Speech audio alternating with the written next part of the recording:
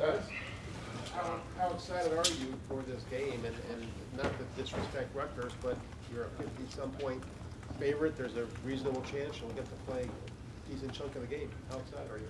I'm looking forward to it. I think the thing I'm most excited about is I have a large group of family and friends who can't always make it out here to Ohio for games, so I'm excited to have them there to see me play.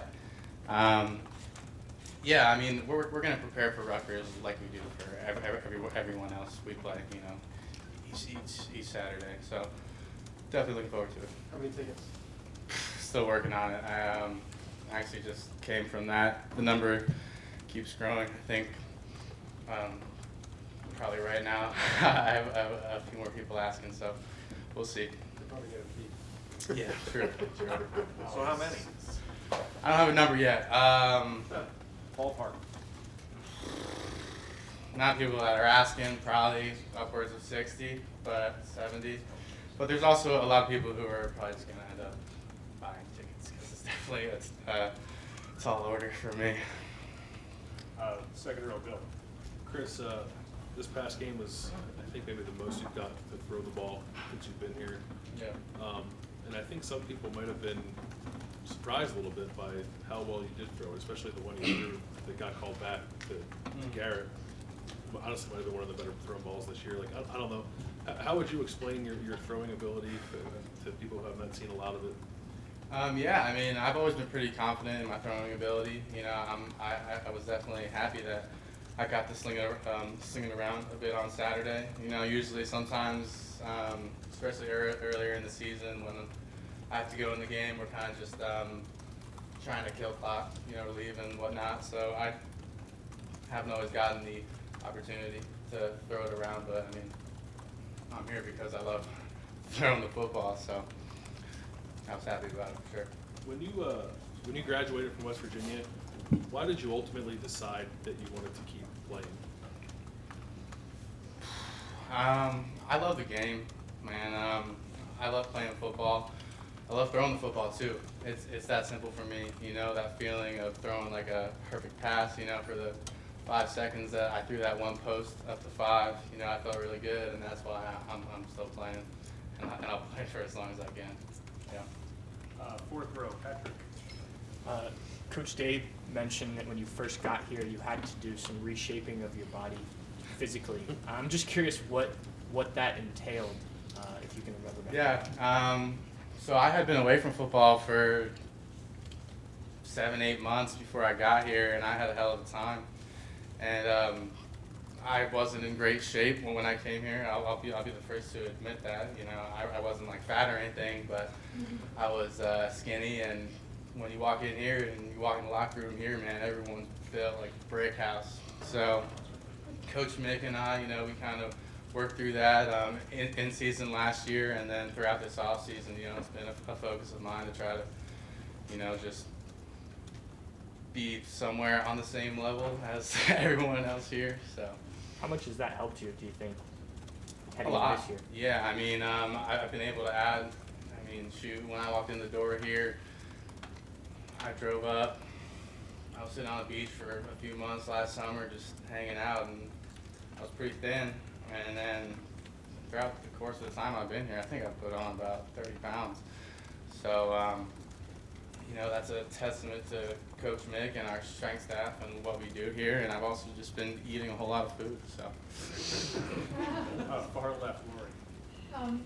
Chris, has your workload in practice changed at all from the beginning of the season? Are they resting Justin more as the year goes along, or because he's coming out in the second or third quarter? I wouldn't say so. I mean, our practices are pretty structured and we're fairly consistent with the reps that we have. I mean, Fields is a freak. He doesn't really need much rest, to be honest. So I'd say that it's been pretty consistent since preseason, yeah. How challenging is it for you to play with the number of reps that you're being given?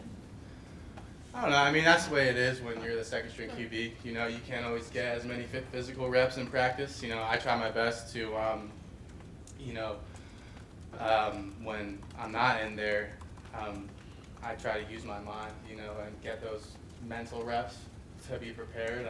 I look at it as a challenge that I welcome, you know.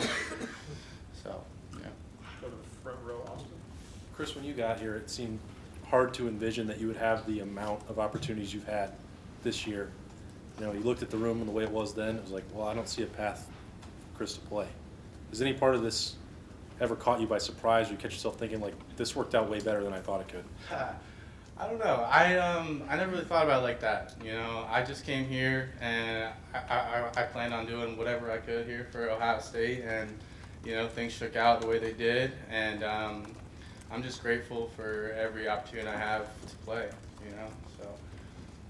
Aside from your, you know, adding that 30 pounds, how do you feel like you're a better quarterback now than when you got here? I mean, mentally, you know, the way that Coach Day, Coach Yursich, and just the philosophy of our team and our offense here, I just feel like I'm so much more mentally prepared, you know, week in and week out. I think my football knowledge has skyrocketed since I walked in the door here, 2 years ago? A year ago, actually, shit. I think that's helped me a lot, you know, on the field, yeah, for sure. Second row, Tony. You say it's a great feeling when the ball is in the air, especially even the one that got called back. Did you get hit on that one? The one that got called back? Yeah. So you say it's a great feeling, but then you know you got smashed, right?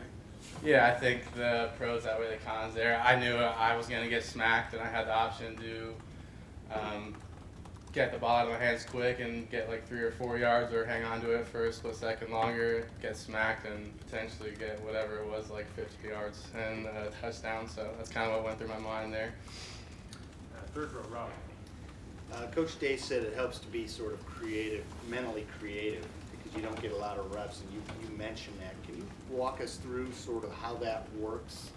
Is it like watching a movie? You just sort of picture things? What's the process? I'd say like in practice, I stand right behind Fields when he's taking his reps, and he does the same with mine. That's just kind of the culture they have here at Ohio State. So I'll see the play come in, and I'll go through it on my own and in my head, and I'll go through the reads. And usually, I mean, I could tell you where he's throwing the ball most of the time in the game, you know, aside from the times where he uses his legs, and that's what he does. Yeah. And last couple, we'll go front row, Nathan.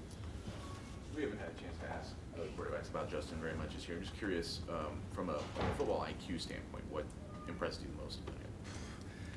He just makes really smart decisions. You know, for being so young, he doesn't force the ball, which is huge for someone his age.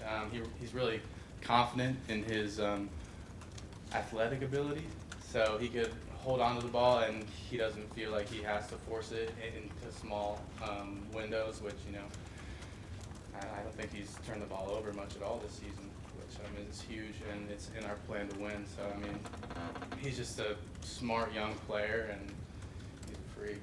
So, What do you get? What sense do you get from him in meetings? I mean, does he think about the game, see the game in an advanced way for being that young?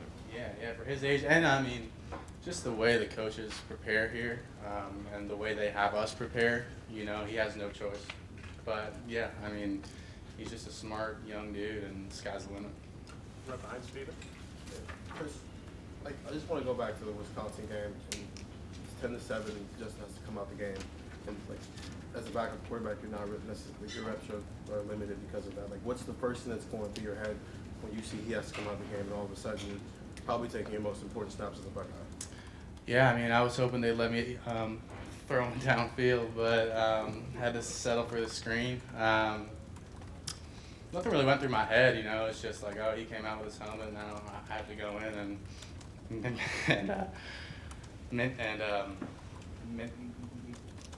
make a play. Sorry, you just made a funny face out there. But yeah, I mean, you don't really have a lot of time to think about it. So, like, how are you staying mentally ready on the sideline? That can happen. Again, like, what if happens with Penn State, what if happens with Michigan, all of a sudden, like, we're in there. I mean, this time of year, my biggest challenge is staying warm on the sideline. So you can usually see me, you know, bundled up and whatnot. But I think I always stay mentally ready. I don't really know how. It's just something I've learned over my 100 years playing college football. Do you feel like, in a, knock on wood, in a situation where you have to do that, do you feel like you can go in there and handle things pretty well? Absolutely, yeah, 100%. And last set of questions, Dan, right behind. Chris, just what does it mean for you to kind of get these opportunities that you're getting to come in and play when you talked about it a year ago? This might not have happened for you. It's awesome, man. I love playing football, and you know, I'm fortunate to have a bunch of really talented players around me, even there at the end of the game. You know, having 5 and 6 there on the outside. You know, it's fun. It's a whole lot of fun. What do you think are the biggest things that you'll kind of take away from this experience that you maybe wouldn't have if you hadn't made this decision to come here? I don't know, that's pretty deep, man. I'll probably have to get back to you on that. I'm just fortunate to be here right now, and excited with where this team is heading. I can ask you one question. Fields is a freak. You're a fellow quarterback. What does that mean? What are you, in your mind, what does a freak at quarterback Well, he's just define it? he's just physically like a freak. I think if you look up freak on Google, I mean, it's just gonna say like he's just not the same. So I mean, physically he can make all the throws. He's fast. He's athletic. You know, he's one of the fastest guys on the team, I think. And you know, he's exciting to watch. He's exciting to practice with and play with. And he's also just a super cool dude.